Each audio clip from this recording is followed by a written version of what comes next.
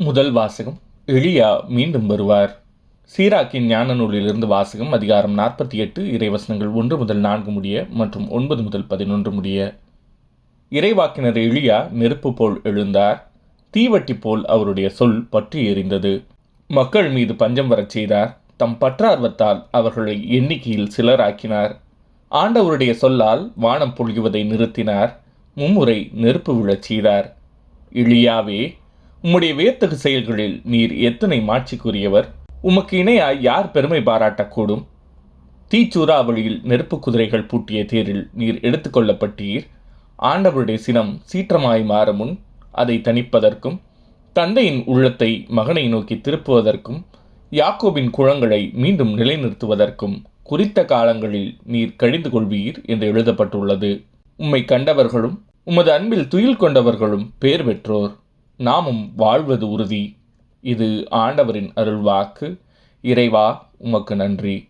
பதிலுரை பாடல். கடவுளே, உமது முக ஒளியை காட்டியம்மை மீட்டருளும். இஸ்ரேலின் ஆயரே செவிசாயும்.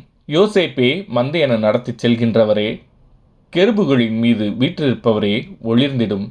உமது ஆற்றலை கிளர்ந்தளச் செய்து எம்மை மீட்க வாரும். கடவுளே, உமது முக ஒளியை காட்டியம்மை மீட்டருளும். படைகளின் கடவுளே, மீண்டும் வாரும். விண்ணுலகினின்று கண்ணோக்கி பாரும். இந்த திராட்சை கொடி மீது பரிவு காட்டும். உமது வழக்கை நட்டு வைத்த கிளையை, உமக்கென நீர் வளர்த்த மகவை காத்தருளும். கடவுளே, உமது முக ஒளியை காட்டியம்மை மீட்டருளும். உமது வலப்பக்கம் இருக்கும் மனிதரை உமது கை காப்பதாக.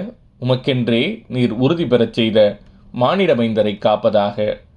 இனி நாங்கள் உம்மை விட்டு அகழமாட்டோம். எமக்கு வாழ்வு அளித்தருளும். நாங்கள் உமது பெயரை தொழுவோம். கடவுளே, உமது முக ஒளியை காட்டி எம்மை மீட்டருளும். நற்செய்தி வாசகம். எலியா ஏற்கனவே வந்துவிட்டார். அவரை மக்கள் கண்டுணரவில்லை. மத்தேயு எழுதிய தூய நற்செய்தியிலிருந்து வாசகம். அதிகாரம் 17, இறைவசனங்கள் 10 முதல் 13 முடிய. இயேசுவும் சீடர்களும் மலையிலிருந்து இறங்கி வந்தபோது சீடர்கள் அவரிடம், எலியாதான் முதலில் வரவேண்டும் என்று மறைநூல் அறிஞர்கள் கூறுகிறார்களே, அது எப்படி என்று கேட்டார்கள். அவர் மறுமொழியாக, எலியா வந்து எல்லாவற்றையும் சீர்படுத்தப் போகிறார் என்று கூறுவது உண்மையே. ஆனால் நான் உங்களுக்கு சொல்கிறேன், எலியா ஏற்கனவே வந்துவிட்டார். அவரை மக்கள் கண்டுணரவில்லை. மாறாக தாம் விரும்பியவாறெல்லாம் அவருக்கு செய்தார்கள். அவ்வாறே மானிட மகனையும் அவர்கள் துன்புறுத்துவார்கள் என்றார். திருமுழுக்கு யோவானை பற்றியே அவர் தங்களோடு பேசினார் என்பதை அப்பொழுது சீடர்கள் புரிந்து கொண்டார்கள். இது ஆண்டவரின் அருள்வாக்கு. கிறிஸ்துவே, உமக்கு புகழ்.